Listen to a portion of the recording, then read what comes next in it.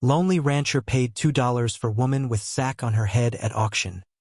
Marries her when she says name. It was 1886. The wind, a cruel and heartless thing, tore at the loose boards of the wagon, its howl a premonition of the wolves that gathered in the town ahead. Inside, darkness was her only companion, a suffocating blanket made real by the rough burlap sack tied crudely over her head. The scratchy fibers were a constant torment against her skin, a physical manifestation of the humiliation that had become her world.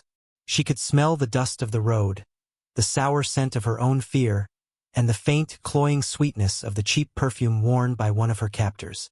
Every jolt of the wagon was a fresh spike of terror, a reminder that her life, once a structured piece of sheet music full of hope and melody, had been violently torn to shreds, leaving only the jarring dissonance of chaos.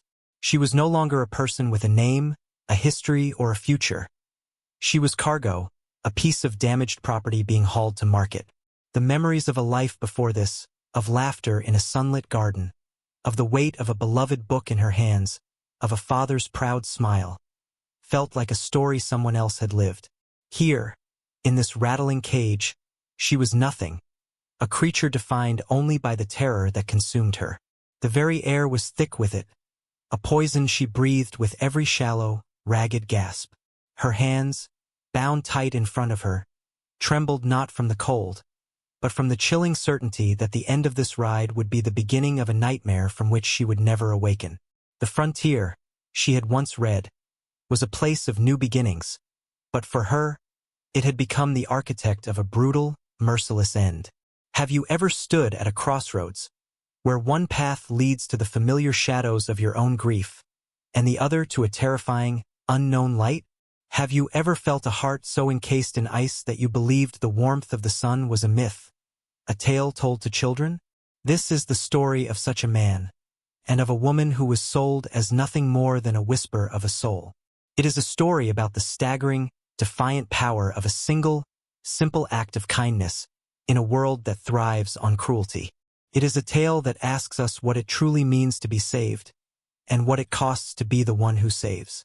We journey today into the heart of the unforgiving West, to a place where honor was a rare currency and hope was a flickering candle against a hurricane wind. We will witness how a man, fleeing the ghosts of his past, found his future in the most unlikely of places, at a wretched auction block, bidding on a woman he could not even see. So, settle in and listen close, for this is the story of Elias Thorne, a rancher whose world was silent and gray, and the moment a $2 purchase changed the course of not one life, but two, proving that sometimes, the most profound connections are forged not in sight, but in the shared darkness before the dawn. The town square of Redemption was a place that mocked its own name. It was a pit of dust and desperation, a gathering point for men whose spirits were as hard and barren as the surrounding landscape. On a makeshift stage, Silas Blackwood stood, his belly straining the buttons of his gaudy vest, his voice a greasy trumpet of self-importance. He was a man who fed on the weakness of others, and today's feast was a woman hidden beneath a burlap sack. "What am I bid for this article?" he boomed, his words dripping with contempt. "Guaranteed sound of limb, if not of spirit. A bit of trouble, they say, but nothing a firm hand can't fix." A few lewd chuckles rippled through the crowd of dusty, grim-faced men. From the edge of the square, Elias Thorne watched, his face a mask of stone. He had come to town for salt and flour, not for this grotesque theater. His ranch, nestled deep in the lonely hills, was his sanctuary from this very brand of human ugliness. For 5 years, since the fever had stolen his wife and daughter, he had lived in a world of silence, his heart a locked room full of ghosts.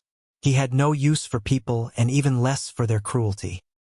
He started to turn away, to leave this sordid scene to its own foul conclusion. But then he saw her hands.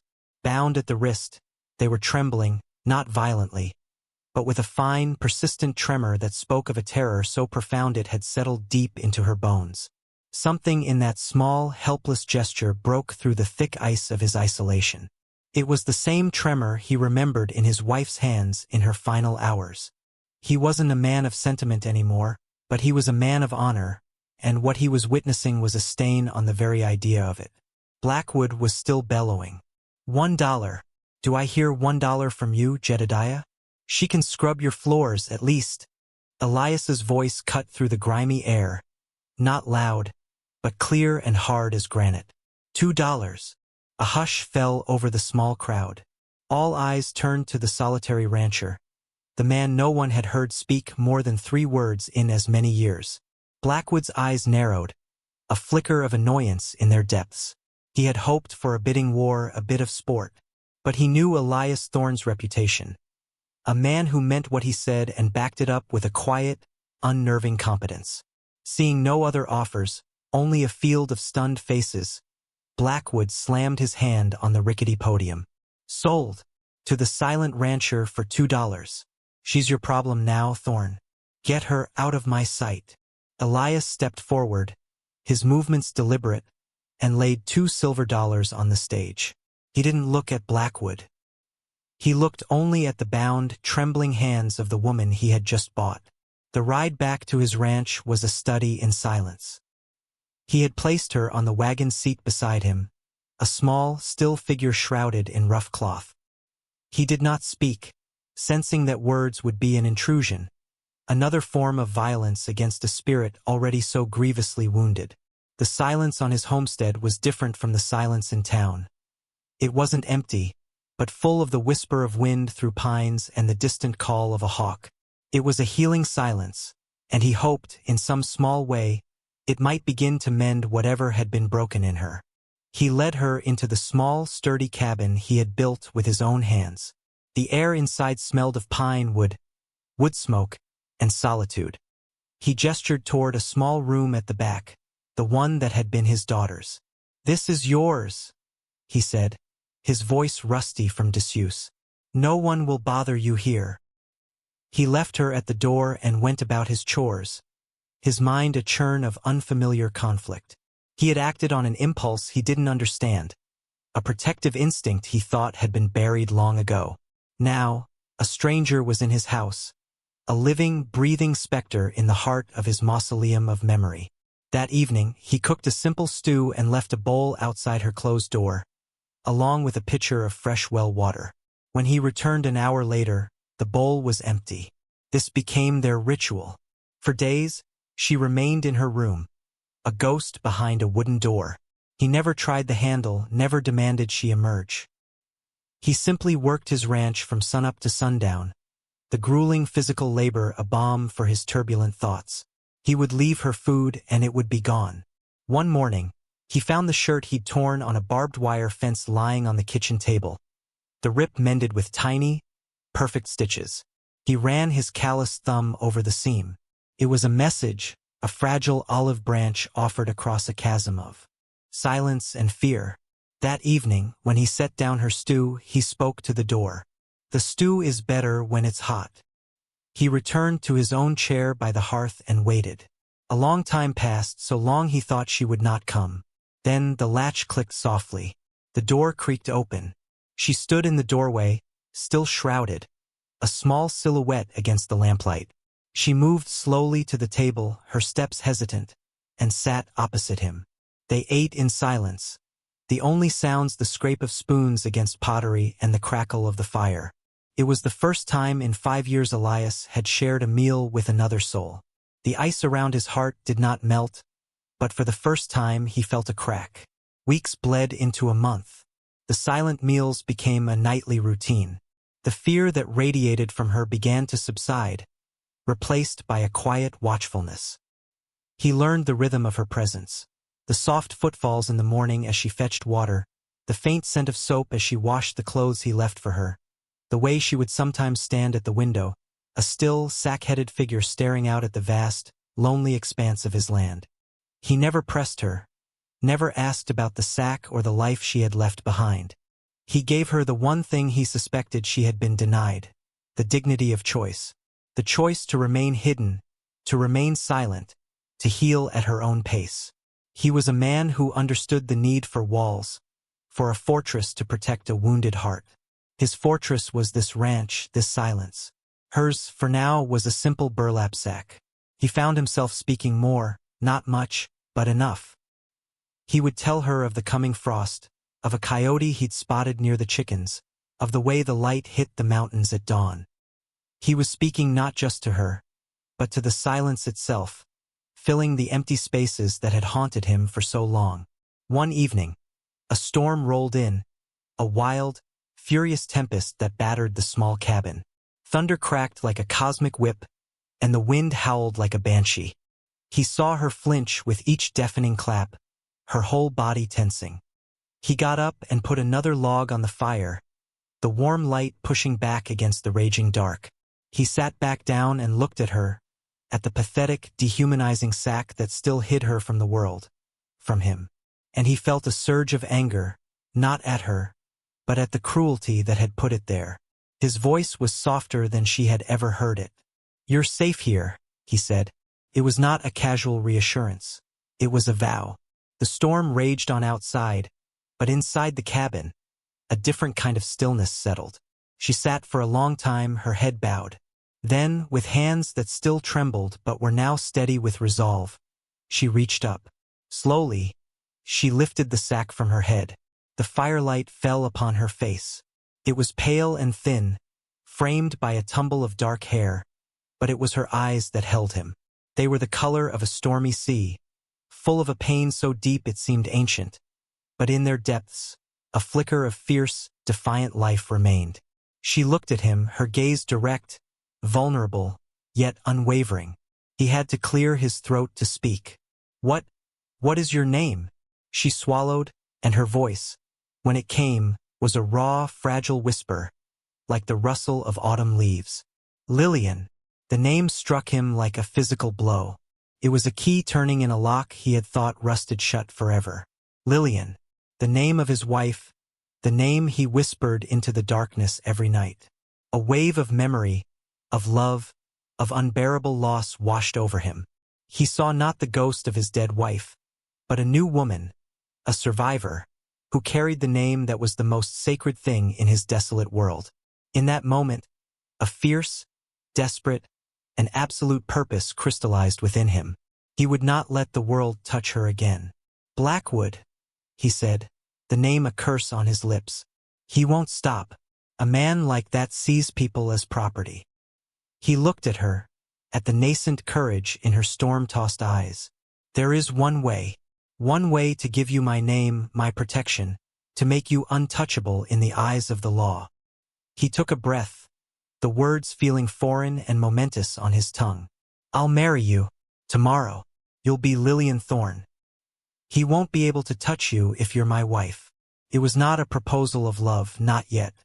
It was a declaration of sanctuary, a shield forged in the fire of his own past and her present peril. News in the West traveled on the wind, and the wind was a gossip. It carried the tale of the reclusive rancher and his mysterious purchase from the dusty square of redemption to the farthest homesteads. Silas Blackwood heard the whispers in the saloon, his whiskey turning sour in his mouth. He had sold the woman for $2, dismissing her as worthless trouble. But the whispers painted a different picture. They spoke of a quiet peace settling over the Thorne Ranch, of a light in the window where there had only been darkness. Pride, that most venomous of sins, coiled in Blackwood's gut. He felt cheated not of a woman but of a prize. The girl must have had some hidden value, some secret he had overlooked, for a man like Thorne to hoard her away. His possessive nature, the same greed that drove him to cheat at cards and foreclose on desperate farmers, flared into a hot, consuming rage. She was his. He had found her, he had brought her here, he had stood her on that stage. The $2 paltry Thorne had paid were an insult, a pittance for what Blackwood now perceived as a stolen treasure. His entitlement knew no bounds. In his mind, her life, her very will, was a deed to which he held the title. He would not be made a fool of. He would ride to the Thorne Ranch and take back what was his. He didn't just want her back. He wanted to break her, to prove that she, and anyone who dared to protect her, was subject to his will. He gathered 2 of his lackeys, men whose loyalty was bought with liquor and intimidation, and they rode out from redemption, a small, dark cloud of malice moving across the open plains, their destination the quiet cabin where a fragile new beginning was taking root. The dust kicked up by their horses' hooves was like a shroud, a promise of the violence they intended to bring to Elias Thorne's door. Elias saw the dust cloud from the ridge where he was mending a fence line. He knew, with a cold certainty that settled in his bones, who was coming. He did not run. He did not hide. He finished his work, his movements economical and precise, and then rode his horse back to the cabin at a steady, unhurried pace. Lillian was outside, tending to a small patch of earth where she had begun to coax a few hardy vegetables from the stubborn soil. She saw the look on his face as he dismounted, and the hope that had just begun to bloom in her heart withered with a familiar chill of fear. "He's coming," Elias said, his voice flat. He looked at her, and for the first time he saw not just a survivor, but a partner. The fear in her eyes was real, but it was no longer the all-consuming terror of the wagon. It was the sharp, focused fear of a fighter. "I won't hide," she said, her voice quiet but firm as the mountain stone. "I won't be put back in a sack." Elias gave a single, sharp nod. "Get inside. Bar the door. Keep the rifle loaded." He handed her the Winchester from his saddle. Their hands brushed, a brief contact that was more intimate than any embrace. Inside, he checked his own revolver, the smooth, cold metal, a familiar weight in his hand. He didn't position himself by a window like a man under siege. He stood in the center of the main room, a silent sentinel waiting. The riders thundered into the yard, their arrival an assault of noise and aggression. Blackwood swung himself off his horse, his face bloated with arrogance. "Thorne," he bellowed, "send out my property." The door remained shut. "She is not your property," Elias's voice called from within, calm and lethal. "She is my wife." Blackwood let out a harsh laugh. "A piece of paper doesn't change what she is. I own her. Now send her out or we'll burn you out." Elias opened the door and stepped onto the porch. He stood there, unassuming in his worn work clothes, yet radiating an aura of immovable resolve. "You will leave my land," he said. "Now." For a moment, the two men faced each other, a perfect tableau of the West's eternal conflict, the loud, greedy tyrant against the quiet, honorable man of the land. Blackwood, enraged by this calm defiance, drew his pistol. "You'll regret this, farmer." But as he raised his arm, a shot cracked through the air. Not from Elias's hand, but from the cabin window. The bullet splintered the porch rail inches from Blackwood's head. He stared, stunned, at the window, where Lillian stood, the rifle steady in her hands, her face pale but set with a courage she hadn't known she possessed. She had become the hero of her own story. That moment of hesitation was all Elias needed. He moved with a speed that belied his stoic nature, his own pistol clearing its holster in a blur. He didn't shoot to kill. A single shot from his gun sent Blackwood's pistol flying from his hand. His two henchmen, seeing their employer disarmed and their own lives at risk from two directions, lost their nerve and fled, galloping away as if the devil himself were at their heels. Blackwood stood alone, clutching his stinging hand, his arrogance deflated, leaving only a pathetic, whimpering rage. Elias walked down the steps, his gun still leveled at the defeated man. The air was thick with the smell of gunpowder and the sudden, ringing silence. Blackwood stared at him, then at the window where Lillian stood, a guardian angel with a Winchester rifle. The power he had wielded, built on fear and intimidation, had crumbled to dust against the simple, unyielding wall of two people standing together. "Get on your horse," Elias said, his voice leaving no room for argument. "Ride out of this territory and do not return. If I ever see your face again, on my land or anywhere else, I will not be so merciful." There was no bravado in his words, only the cold, hard promise of a man who had been pushed too far. Blackwood, his face a mask of humiliation and fury, scrambled onto his horse and galloped away, a pathetic tyrant fleeing the quiet kingdom he had failed to conquer. The threat was gone, vanquished not by overwhelming force, but by the combined strength of a man who had rediscovered his purpose and a woman who had claimed her own agency. Elias watched until Blackwood was a small speck on the horizon. Then he turned and looked up at the cabin. Lillian lowered the rifle and came out onto the porch, her steps no longer hesitant. She came to a stop before him, the space between them charged with everything that had just happened, and everything that had been unsaid for weeks. The adrenaline of the fight gave way to a profound, bone-deep understanding. The marriage, conceived as a shield, had been forged in the crucible of that confrontation into something real and true. He reached out and gently took the heavy rifle from her hands. "You were brave, Lillian," he said, the words full of a respect and admiration he had thought he would never feel again. She looked up at him, her stormy eyes clear now, reflecting the wide-open sky. "I wasn't alone," she replied. In that moment, the ghosts of his past finally fell silent, and the fear in her heart gave way to a feeling she had thought lost to her forever. The feeling of being home. The seasons turned, painting the valley in the patient hues of the earth. The violent memory of Blackwood's arrival faded, becoming just another story whispered by the wind. The small patch of vegetables Lillian had started expanded into a thriving garden, a riot of green and color that mirrored the life blooming within the cabin walls. The silence of the homestead was no longer one of sorrow and solitude, but of a deep and abiding peace. Laughter, a sound Elias had not heard in 5 years, now echoed off the porch as he taught Lillian how to mend a fence, and she, in turn, taught him the names of the wildflowers that grew by the creek. The marriage of convenience had quietly, organically, blossomed into a marriage of the heart. They were two solitary souls who, in protecting each other, had found a way to heal themselves. One spring morning, 5 years after Lillian had first stepped onto the porch, a new sound joined the chorus of the ranch, the cry of a baby.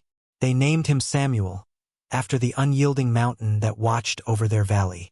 Elias would hold his son, his calloused hands impossibly gentle, and look at Lillian, his eyes full of a love so profound it needed no words. He was no longer the stoic protector haunted by ghosts. He was a husband and a father, his heart open and full. Lillian was no longer the resilient survivor, defined by what she had endured.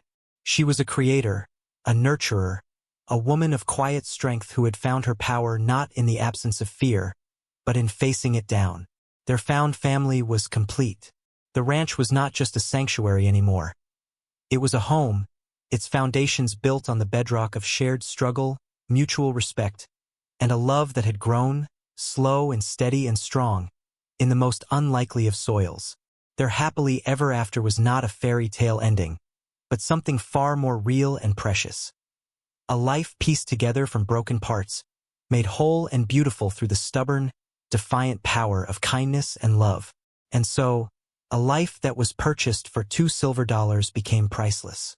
A heart that was a frozen wasteland, locked in a permanent winter of grief, learned to feel the warmth of the sun once more.